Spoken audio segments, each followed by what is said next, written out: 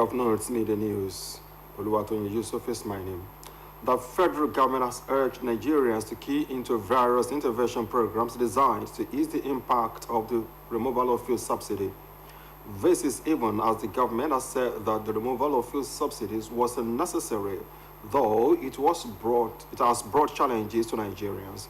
The Minister of Information and National Orientation, Mr. Mohammed Idris, who said this in Humaya, adjoining a sensitization program on federal government's intervention policies, explained that the federal government is committed to cushioning the effects of the subsidy removal.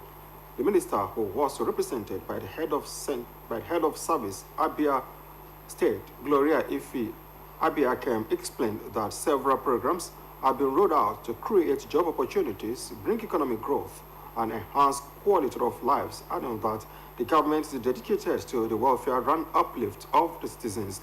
Mr. Idris listed the intervention programs to include Student Loan Scheme, Consumer Credit Corporation, Compressed Natural Gas Initiative, and Digital and Creative Enterprises, among others.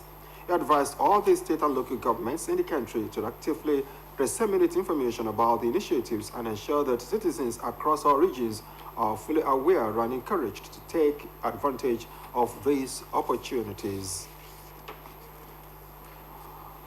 Meanwhile, the Nigerian Midstream and Downstream Petroleum Regulatory Authority said the Nigerian National Petroleum Corporation Limited has not usurped its powers in determining the price of petrol in the country.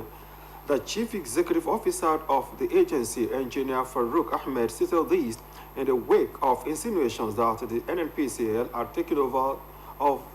taking over one of the agency's key functions.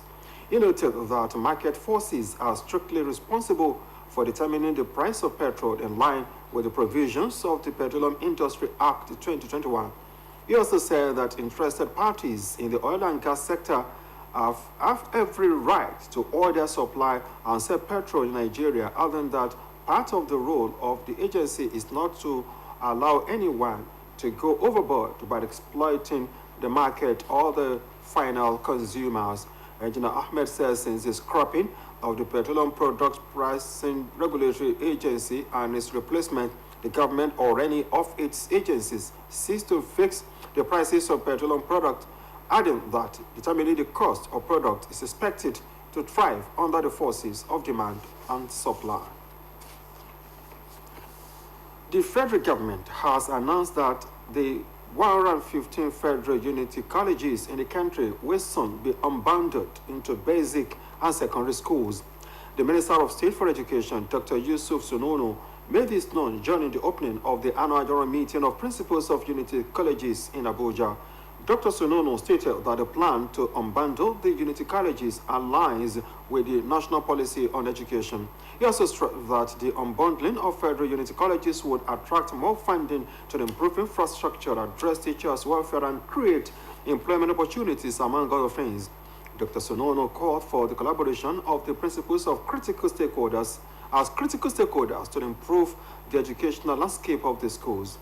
Meanwhile, the chairperson of the principals of Federal Unity Schools, Dr. Idowu Akimbamijo, said the meeting was aimed at seeing the agenda for the coming year and build capacity for the task ahead. President Bola Tinubu has not asked the governor of the Central Bank of Nigeria, Mr. Yemi Cardoso, to resign from his position.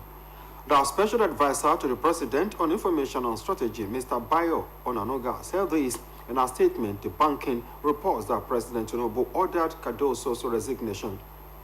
The presidential spokesman described the report as a bundle of lies, noting that the fake report had indicated that President Tinubu issued a directive to Cardoso before departing for China, despite efforts by the influential Yoruba leaders to keep him in the position.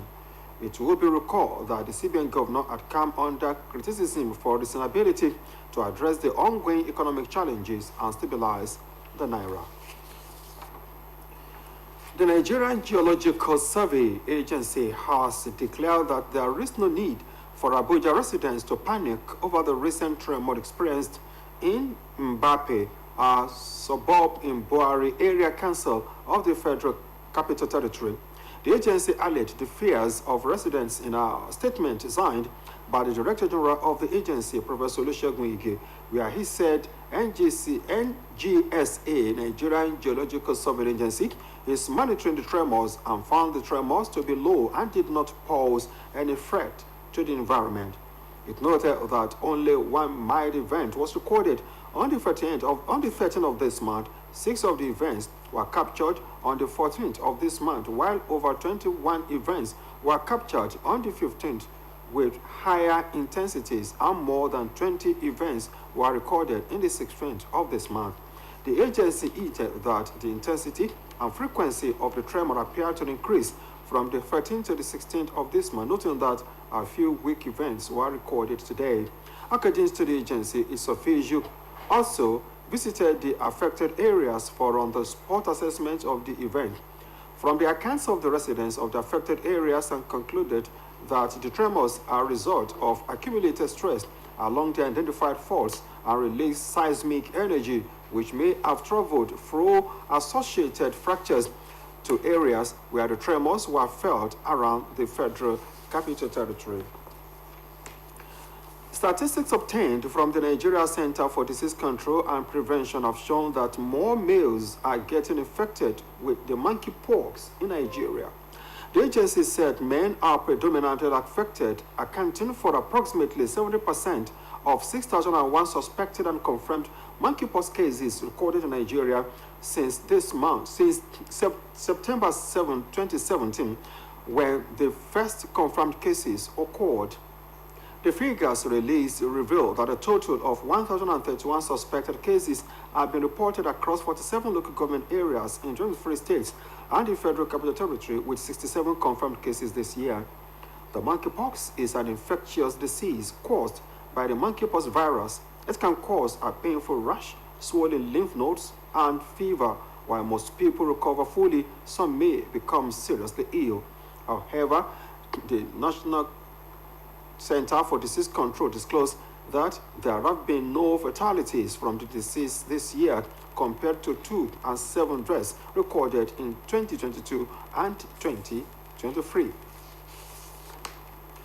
And now to sport. Intense rivalry between Africa's top table tennis nations, Egypt and Nigeria, will be reignited at this year's ITTF African Championships. The championship, which will take place in Addis Ababa, Ethiopia next month, is to serve as qualifiers for the 2024 ITTF Mixed Team Cup in China and the next year's World Championship in Qatar. The tournament will feature top teams and regional champions competing in 2 team events and 5 individual events: men's teams, women's teams, men's singles, women's singles, men's doubles, women's doubles, and mixed doubles.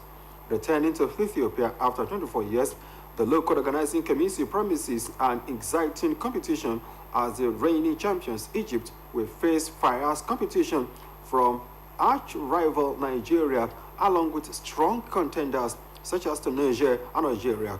President of the African Table Tennis Federation, Khalid Al-Shali, expressed confidence in Ethiopia's preparations, highlighting their successful hosting of the Eastern Regional Championship last year. And on the foreign scene, a terrorist attack carried out by Al-Qaeda affiliate group Jamaat Nasrul Islam wal Muslimin has claimed some lives, leaving others injured in the country's capital, Bamako. According to a security official, both the Faladin Gendarme School and the military base near the Modibo Keita Seno Airport were targeted. Report says the situation is under control, and the Army Chief of Staff, General Ukmar Diarra, who visited the camp, urged the military officers to fight the terrorists. He called on the residents to provide information to the authorities, noting that their support has been very substantial in the fight against the militant. Findings revealed that students were killed as well as soldiers in the encounter. According to reports, at least 15 suspects were arrested following the video released by the group's militants showing fighters setting fire on an official plane and pavilion near the airport in Mali's capital, Bamako. And again, hundreds of monitors used by Hezbollah members have exploded across Lebanon, killing at least 9 people and wounding around 2,800 in blast. The Iran-backed militant group blamed on Israel. Reports said there was no immediate comment from the Israeli military on the wave of explosions, which came just hours after Israel announced it was broadening the aims of the war sparked by Hamas' October 7 attacks to include its fight against Hezbollah along the country's border with Lebanon.